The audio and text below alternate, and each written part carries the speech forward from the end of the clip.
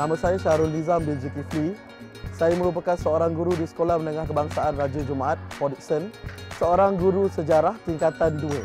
Pada hari ini saya telah mengajarkan topik perjuangan rakyat tempatan untuk mengembalikan kedaulatan bangsa.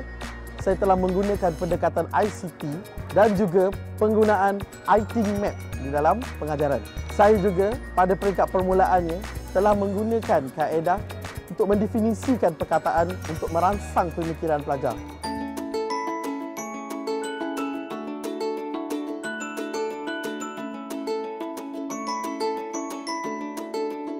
Baiklah murid-murid, pada hari ini kita akan meneruskan sesi pembelajaran kita yang seterusnya, iaitu perjuangan rakyat tempatan mengembalikan kedaulatan bangsa. Baiklah, sebelum saya meneruskan lagi, saya ingin membuka minda anda semua dengan memberi satu perkataan, iaitu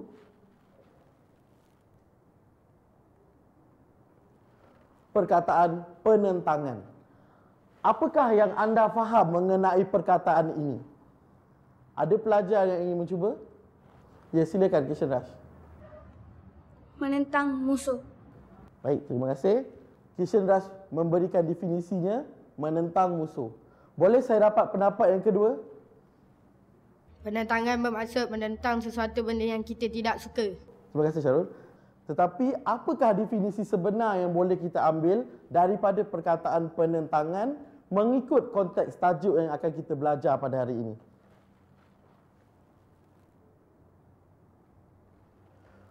Baiklah, apa yang dapat lihat di skrin sekarang ialah beberapa definisi yang boleh kita buat berdasarkan perkataan penentangan. Jadi saya minta pelajar Kok Zeng untuk membacakan definisi yang pertama berkenaan perkataan penentangan. Menentang penjajah yang ingin menakluki. Terima kasih Kok Zeng. Menentang penjajah yang ingin menakluki tanah air. Baik, seterusnya, apa yang anda dapat lihat di skrin ini, penentangan juga merupakan tindakan seseorang individu membantah. Jadi apabila kita tidak suka kepada sesuatu perkara, kita akan menentang. Jadi seterusnya, apabila seseorang itu melakukan tindakan membantah, maka wujudlah pertempuran, pergaduhan, perselisihan faham. Kemudian, pada peringkat kedua, saya telah memilih beberapa orang pelajar untuk tampil ke hadapan untuk membuat pembentangan. Tugas telah saya berikan lebih awal sebelum saya memulakan sesi pembelajaran. Jadi pelajar boleh menggunakan sendiri kaedah yang mereka tahu untuk membentangkan kerja kumpulan mereka. Jadi ada antara mereka telah menggunakan pendekatan ICT, ada juga yang masih menggunakan kaedah tradisional. Baiklah, nampaknya anda telah pun mengetahui definisi bagi perkataan penentangan. Seterusnya, saya akan menyebut beberapa orang tokoh tempatan yang telah bangkit berjuang untuk menentang penjajah di dalam negara kita. Antara tokoh-tokoh yang pernah berjuang menentang musuh di negara kita, Tok Janggut, Dul Said, Datuk Maharaja Lela, Antanom, Rentap, Datuk Bahaman dan beberapa orang lagi yang telah berjuang menentang musuh berhabis-habisan. Tapi sebelum itu, izinkan saya untuk menunjukkan kepada anda apakah soalan untuk anda memudahkan cara bagi tujuan pembentangan. Seperti yang anda lihat di skrin di hadapan, siapakah rakyat tempatan yang bangkit menentang penjajahan British? Saya ingin menjemput kumpulan yang pertama, iaitu kumpulan Rentap, untuk membentangkan hasil kumpulan mereka. Dipersilakan.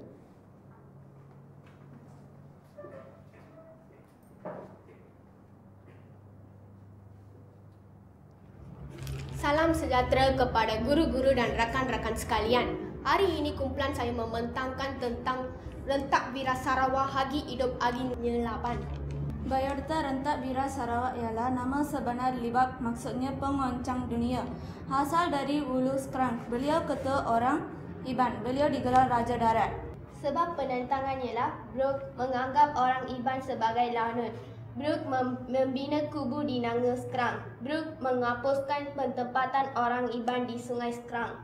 James Brooke meluaskan kuasanya di sepanjang Sungai Skrang. Pentadbiran Brooke mengubah tradisi Iban. Slogan Rentap Wira Sarwa ialah Agi Hidup Agi Pengelaban. Slogan itu bermaksud selagi hidup selagi itulah berjuang. Hari ini kumpulan kita akan membentangkan tokoh yang bernama Antano. Faktor-faktor melarang membuka tanah baru seperti hak mereka di Cirebon apabila SPUB telah melarang mereka membuka tanah baru. Mengenakan cukai yang membebankan. SPUB telah mengenakan berbagai cukai yang membebankan mereka. Mencerobohi kawasan hutan. SPUB menceroboh hutan untuk pembinaan. Peristiwa pada bulan Februari 1915, Antano membakar bangunan kerajaan di Persaingan. Pada bulan Mei 1915, Antano memimpin 600 orang buruh menyerang pejabat pentadbiran di Rundung telah musnah. Pada bulan April 1915, 400 orang tentera SPUB menyerang kubu pertahanan Antano di Sungai Selangit. Baik, saya betulkan. Konzeng, ini adalah bulan Mac, bukan bulan Mei.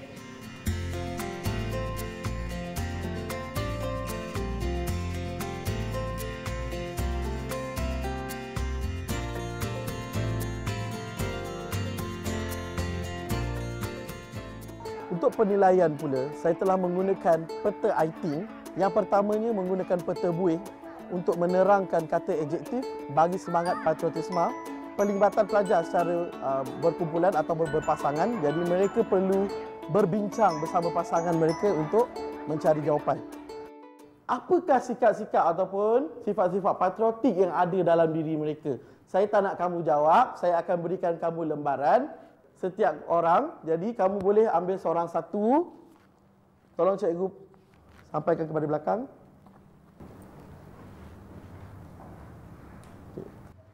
Itu adalah merupakan contoh peta buih untuk menerangkan kata sifat yang ada pada seorang pahlawan. Baik, di tengah-tengahnya itu cikgu dah berikan kepada kamu semangat patriotik yang ada dalam diri pahlawan tempatan. Jadi secara berpasangan, kamu diminta untuk berbincang apakah lagi contoh-contoh semangat patriotisme yang ada dalam diri seorang pahlawan Melayu. Tanpa buang masa, saya benarkan kamu berbincang sekarang.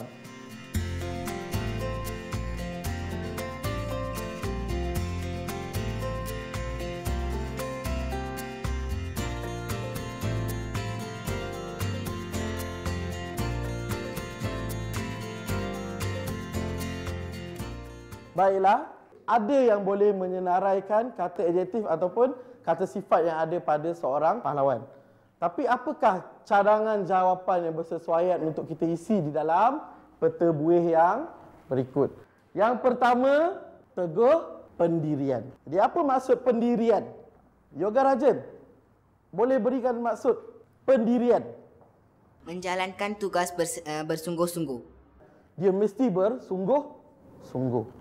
Bijak mengatur strategi. Dia boleh mengatur strategi. Antara strategi yang dibuat ialah dengan membina kubu, menyerang secara gerila. Jadi semua teknik-teknik peperangan yang digunakan itu menjadi. Yang keempat, cinta akan tanah air. Macam kawan kamu cakap tadi, sayang kepada tanah air. Dan yang terakhir iaitu cekal merempuh musuh. Jadi diceritakan semasa penentangan Rentap, semasa dia menentang British, satu demi satu serangan berjaya ditangkis. Okay, jadi sebelum saya mengakhiri kelas kita pada hari ini, satu petikan kata hikmat iaitu perjuangan mempertahankan kedaulatan bangsa tidak akan berjaya sekiranya tidak dibantu oleh bangsa itu sendiri. Jadi saya berharap agar guru-guru di luar sana boleh menggunakan kaedah ini untuk mengajarkan subjek sejarah pada murid-murid anda. Saya berharap agar sesi pembelajaran yang terus dapat membantu perkembangan pelajar, khasnya untuk membina dan merangsang pemikiran pelajar.